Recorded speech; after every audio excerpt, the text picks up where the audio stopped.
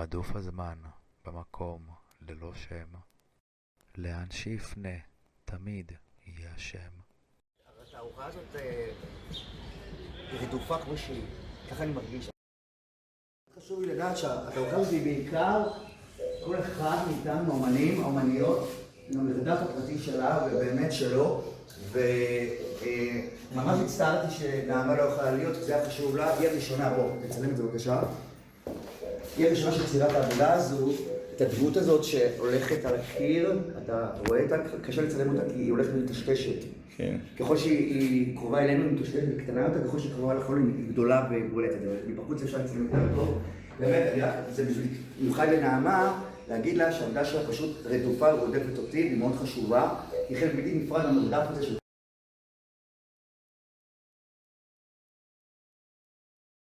כל אחד מאיתנו. מה שחשוב בעצם זה המרדפים שלנו, ואני רוצה שכל אחד ידבר על עצמו, משפה, על העבודה והיצירה שלכם. זה חשוב לי כרגע לשמוע יותר מאשר מה יש לי להגיד, יש לי הרבה מה להגיד, אבל בוא נתחיל איתך. כן, בוודאי, אל תמולדת החודש, מזל טוב. לקחתי את העניין של קולאז' כסוג של ארכיאולוגיה של החיים, והפכתי את זה לתל ארכיאולוגי. זאת אומרת, כל עבודה מכילה בתוכה דברים שאנחנו אפילו לא נראה אותם, הם נמצאים בנוחה של העבודה ובאנרגיה של העבודה, ואפשר להרגיש אותם, אפשר לחוש אותם, אבל לא בהכרח אפשר לקרוא אותם בטקסט שלהם. ואני כל הזמן עוסקת בחיבור בין הגבוה והנמוך, בין היומיום הכי פרסומות, הכי זבל של החיים, לעומת הדברים, אני יודעת מה, הנשגבים יותר? קטעי תפילה או דברים שהם, ואני לוקחת אותם ואני אומרת שבעצם בסופו של דבר הכל נהיה האלוה החי, ויש גם איזשהו עיסוק בחיפוש שלי בתוך הזמנים שאני חווה, הזמנים התרמטיים והזמנים הפיזיים ביום-יום, והזמנים הכל מתחבר למשהו אחד, ומעבר לזה גם בקולאז' יש איזשהו ניסיון בתיאור, אבל תיאור שהוא על גבול המופשט כמו הצילום שלי. בגלל זה הצילום בעצם, לפי דעתך, נוכח פה? הצילום הוא לוקח את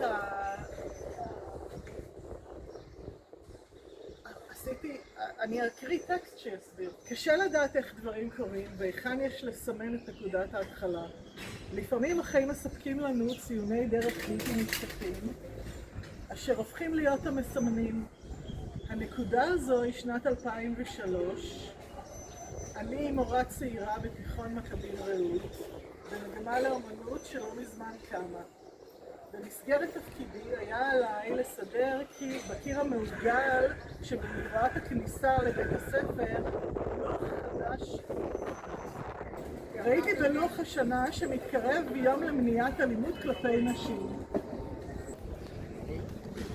וחיפשתי מידע ותכנים למלא בהם את המרחב. בעודי קוראת ומזדעזעת מהנתונים, 3 מתוך 10 נשים הן נפגעות אלימות מילולית, אלימות רגשית, אלימות במקום העבודה, הטרדה מינית, כל ילד מוכה הופך לגבר מכה. מרבית הנשים שותקות וסופגות זאת עד שזה מגיע למקום של איום על ילדיהן. תוך כדי הדפסה וצילום והגדלה וגזירה, בחירת הכותרות ותכנון, חלחלה לתוכי ההכרה המזעזעת.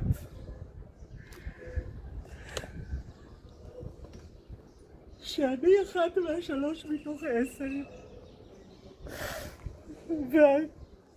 והתובנה שיש כאן מערכת השתקה בין-דורית שאני רואה אותה בפעולה. עבודת הקולאז' שבחרתי לשתף כאן עוסקות ישירות בי, האחת מה3 מ10. האישה שנוטלת לעצמה חזרה את קולה ומשתחררת מעול כבד של לציית לדימוי הילדה הטובה, האישה הצייתנית, ההולכת על ביצים בצעדים יפניים. הקולאז'ים שלהלן הם תיאור כאין יומן של חלקי חיי השונים, של תהליכים חיצוניים ופנימיים העוברים עליי, הכוללים חקירה חזותית ויצירת מארגי דימויים סביב נושאים כהחפצה, עמעום הקול הנשי, תקרת הזכוכית, תפקידי האישה המסורתיים, ובמקום שלי כאישה יוצרת הנעה בין הבית, המשפחה לבין היצירה.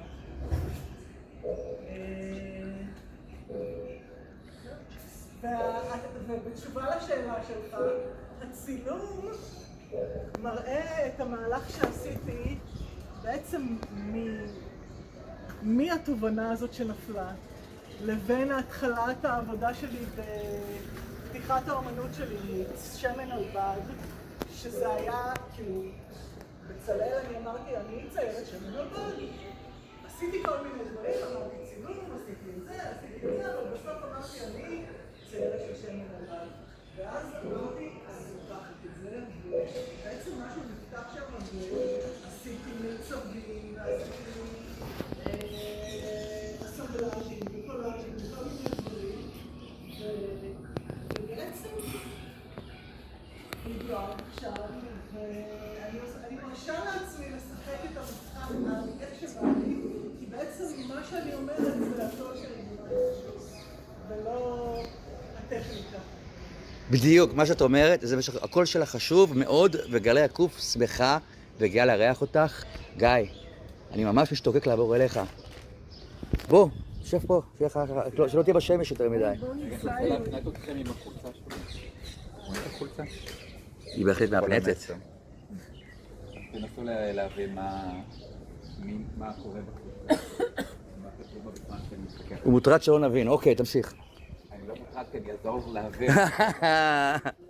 אני מדבר על הטריפטיך שבו אני תיעדתי לאורך זמן. יש פוסטרים שבהם מהצילומים של גליה בלטת שנרצח בתחילת מלחמת אוקטובר, בסביבות ינואר 24, שנרצח אחרי תחילת המלחמה, האיש שעוד לא הסתיימה. יש פה כמה חלקים שתועדו לאורך זמן, לאורך מהלך של זמנים שבהם השמש והעולם שאבו את הצבע מהתמונות, ובחלק המרכזי צמח כיסוס מתחיל ועולה עליו, על התמונה. זה התיאור של מה שקורה שם בדרמה המאוזנת שם, של הטריפטיך המסודר הזה. חשבתי היום נהרגו, זה מן הסתם נכון גם שיראו את זה בהמשך, והיום בבוקר נהרגו עוד 4 ילדים חמודים בלבנון, נפצע עוד אחד במצב קשה. אני לא מדבר על האזרחים הלבנונים בעזה מכה.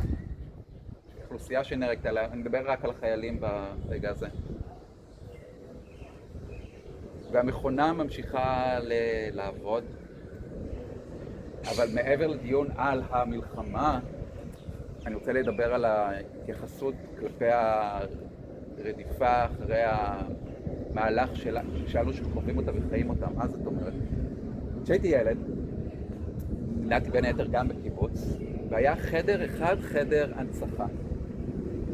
פעם בשנה ושם בחדר ההנצחה היו תמונות שחור לבן של היפים ברגעים שהם הכי צעירים והכי יפים, תמונות מסודרות, תמונות סטודיו מסודרות, כן? של הנופלים שהלכו. ההורים שלי גדלו עם המון מוות מסביב, הם גדלו לתוך מלחמת השחרור וכל שאר המלחמות. מלחמת אוקטובר משנה את המצב מבחינת התיעוד. הקירות בארץ מתמלאים בסטיקרים צבעוניים ובפוסטרים. כל אחד מעוצב אחרת, גם אין האחדה של התמונות.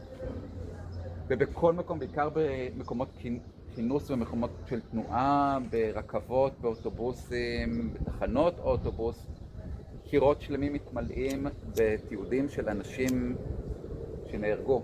בצורות קשות כאלה ואחרות, בין אם הם אזרחים, בין אם הם חיילים. חלק מהם גם עם אמירות וסלוגנים שמנסים לתפוס את חייהם על כמה הוא שמח וכמה הוא אהב את הדברים ובאיזה שמחה הוא עלה לשמיים בזמן שהוא היה במסיבה, או כל אחד והדרכים שלו. זה מאוד מאוד מגוון, אבל זה היה פירוט גדול על המחקר על התמונות האלה. אבל ההתמלאות של המרחב הציבורי בטריליונים, בכמויות בלתי נתפסות של דימויים, חלקם חוזרים, חלקם לא, שינה את המהלך שבו הדימוי מתחיל להיות בכל מקום. הם נוכחים בכל מקום. עכשיו זה רגע, והזמן ממשיך, והצילום נשאר צילום, הוא עדיין מודפס בדרכים שאנחנו מכירים, ועדיין הזמן עושה את שלו במובן הזה של הזמן שואב את הצבע, literally, השמש אוכלת את הצבע של שותה אותה, קחת אותה, את כל החיות של הפוסטרים, והם לאט לאט נעלמים. אני ממשיך ומתעד אותם, ויש לי תמונות לבנות, מי שעוקב אחרי הדברים שאני מעלה, חלק מהם כבר רוחות רפאים, לא נשארו תווי פנים על הדברים. גם פה, יצא לי לראות. זה ליטרלי ללוות את ההולכים. לגמרי. כאילו, אין לי דרך אחר לראות את זה, זאת אומרת, זה מרדף מטורף. זה ממשיך. זה נכון, זה גם מרדף, וזה מרדף שאתה עובר אותו כל הזמן. אתה חי אותו. כן, אבל העשייה שלך בעצם מממשת את הפרידה הזאת יותר ויותר, כי כל פוסטר שאתה לוקח ומתעד לכם מול הפרצוף, הופך להיות משהו, בדיוק. מלווה. וואו. ואני ממשיך להיות. זה כמו עשיית קודש, לא פחות ולא יותר, שידע לך. זה כמו זקה, בניירות. אני ככה מרגיש. תמשיך. המציאות יותר מורכבת. בהרבה. התחלתי מזה שהבוקר התחיל בעוד בוקר מורכב בנושא. זה המהלך שאני עושה, בין עם העבודה הזאת, מהלך יותר גדול, וזה מה שאני רוצה להביא לפה, למפגש כאן. הגלר. הגלר היקר. אתה מביא איתך ברכות ותפילות. אתה מה יש לי על החולצה? אני לא מתייחד לזה כרגע בכוונה. בוא נלך על החצי אחד. קדימה, נו, דבר. זה מאוד חשוב, אני מצטער, זה מה היה כתוב. לא, אתן לך את העונג. אנחנו רואים פה את משה דיין, אבל כפול, פתחנו לו את העיניים. I was blind and now I can see.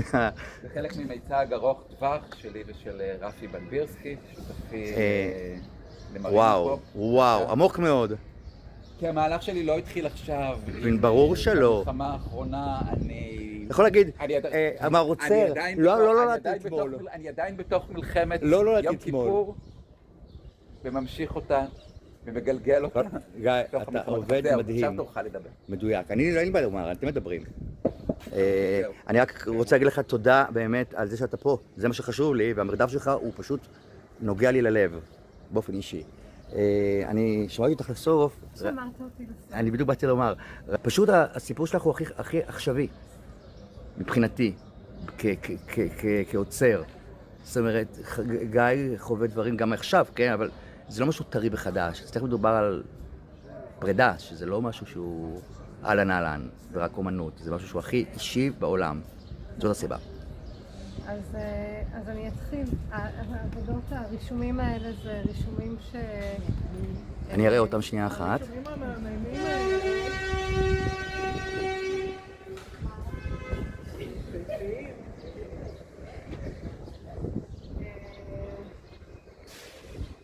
אמא שלי במהלך ההקמה של התערוכת יחיד שהייתה לי בגשר הזיו נכנסה לבית חולים וגילו שיש לה גידול, וחודש אחרי זה היא נפטרה.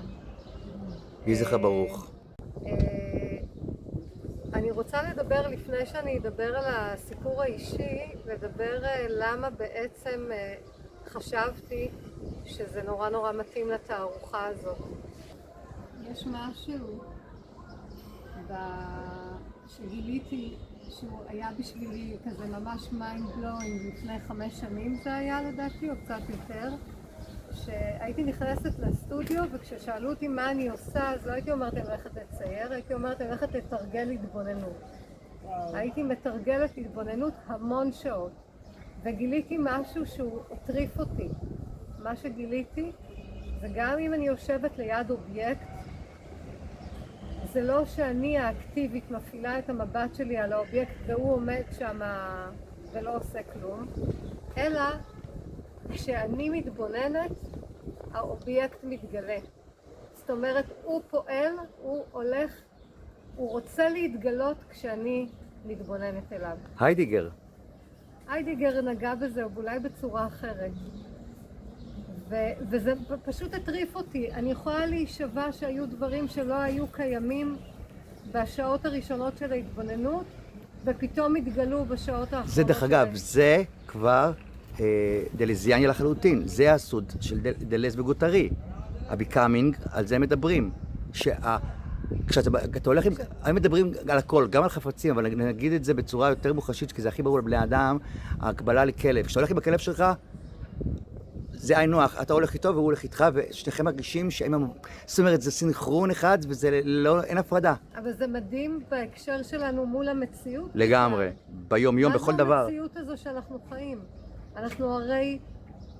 היא מתגלה בפנינו איפה שנשים את תשומת לב. לגמרי.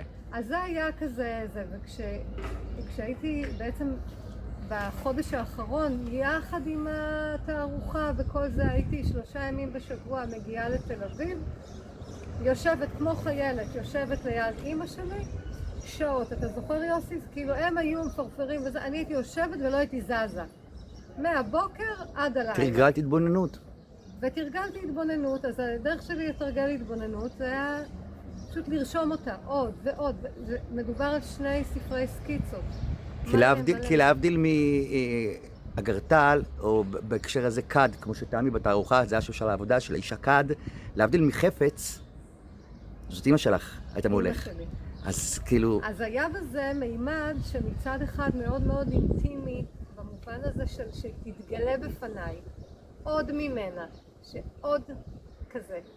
מצד שני היה בזה איזה כמעט פעולה מגית כזאת, פרימיטיבית, שאם אני אמשיך לרשום אותה, אני אעשה שהיא תהיה קיימת. אני אקיים אותה בפעולה עצמה. יש לזה עוד אספקט שחשבתי עליו, יש ספר של תומאס אוגדן שנקרא הקצה הפרימיטיבי של החוויה. היא אוטיסטית מגעית, שהיא פרה-ורבלית, והיא בעצם מנסה לשמר את הרציפות, את התחושת רציפות. היה כל כך קיצוני כאילו להחזיק ולתת לחיים האלה להתקיים עד שהם נמוגים. אוגדן מדבר על הצורך בלעשות דברים במקצבים, או נגיד מדבר על אוטיסטים שעושים את התנועות האוטיסטיות, אפילו מתפללים עושים את זה, הביט במסיבות טראנס, הקצב הזה יוצר איזושהי צורה. ומאחר והדבר הזה, הרפיטטיבי הזה של עוד אחד, עוד רישום ועוד רישום ועוד ועוד ועוד, יצר איזושהי תחושה שאני יכולה לחיות בתוך הסיטואציה בלי להתפרק, ואני יכולה להחזיק את הסיטואציה בלי, כאילו, הכי מכובד שיכולתי. הכי נכון עבורך. הכי נכון עבורי. כי זאת הדרך שלך. אבל זה גם הייתה בשבילי להיות עם אמא שלי באמת. ברור. ביום האחרון לחייה, בבוקר האחרון, כשהבנו שזה, אמרתי לך, יוסי, זהו, זה היום האחרון, הנחתי את הספר סקיצות, והיית איתה. ואמרתי, זהו, אני לא מקיימת את הדבר הזה יותר, אני משחררת אותה. אמרתי לה גם שתהיה אמיצה, וזה הזמן. והרגשתי שאני מיילדת אותה מהצד השני. אני לא יודעת להסביר את זה. לא צריך להסביר, יודעת למה? יש דבר שלא צריך להסביר, כי קודם כל כבר הסברת. דבר שני, אני חושב שהגעת לתובנה תוך כדי היעשות, שזה התפקיד של הילדים בעולם כנראה. ממש. היא כל כך רצתה גם למות ככה. כשהייתי קטנה והיינו הולכות ביחד, אז היא הייתה, נגיד, הייתה איזה חיה, או היה איזה משהו שהיה מפחיד אותי, אומרת לי, אל תפחדי, אמא פה. כאילו אם אמא פה... אז הכל בסדר, ברור. העולם בטוח. עד היום, הילד שבן 4, כשהוא מקבל מכה ונותן לי נשיקה, הוא בטוח שזה עוזר, והוא אומר לי, עבר. זה ככה עובד. אז ביום האחרון לחייה, עוד כשהיא הייתה בהכרה, ממש שעות ספורות לפני, אז אמרתי לה, אמא, אל תפחדי, אני כאן. החלפתי איתה את ה... וזהו, נתתי לה את היד. זה סיפור מקסים ומרגש. החזקתי לה את היד, וככה נשמנו ביחד עד הסוף. ואני ממש ממש שמח ומתרגש שבעצם, שאימא שלך, עליה השלום, היא חלק מהתערוכה הזאת, של רדופי הזמן. בעצם להיות חלק ממשהו אישי שלך, של פרידה מאימא, שזה מרדף שהוא נצחי. כי זה גם פרידה, היא לא מסתיימת ביום אחד, היא לנצח. נכון. זה מעניין אגב, בהקשר של כל אחד שהציג את העבודה שלו ודיבר עליה, הרגשתי ממש את הממד האישי. זה מה שאני אומר. והנפשי, שיש בכל אחד... זאת הארוחה הכי אישית, הקבוצתית אישית שנעשתה בגלריה הזאת, אי פעם. בגלל שכזאת עמוקה כל אחד המרדף שלו, אני רוצה לדבר על האמנים שלו פה חוץ מנעמה וגם מוטי, שבעצם המרדף שלו, העבודה המדהימה הגדולה פה של 7 באוקטובר, שהוא עשה אותה ביום עצמו, על שמשונית. שבועיים אחרי, והוא רשם את התאריך בתור שקר. בדיוק, כן, אבל זה שקר אמיתי, כי בעצם החוויה היא 7 באוקטובר. זה לא שקר כלל ועיקר, כאילו, שבועיים לקח לו להתבשל עם הרעיון, זה קצת זמן, זה כלום. ובהיבט הזה, הוא רדוף עוד מימי השואה, כי מוטי הוא ניצול שואה, כשהוא היה בן 4, נגמרה המלחמה, ומאז הוא רדוף, והוא לא היה צריך הרבה, הנפש שלו לא צריכה הרבה, רק טק קטן כדי להחזיר אותו לשם, במרדף שלו. אז תודה רבה לכם, היה מפגש מאוד מאוד מרגש, ושיהיה לנו שבת שלום. הוא בורח מעצמו והופך לאחר. במרדף אחר הדקות הוא פוחד לאחר. רדוף הזמן במרדף אחר הצללים, במנוסתו מתאמץ להסתיר את הטלאים.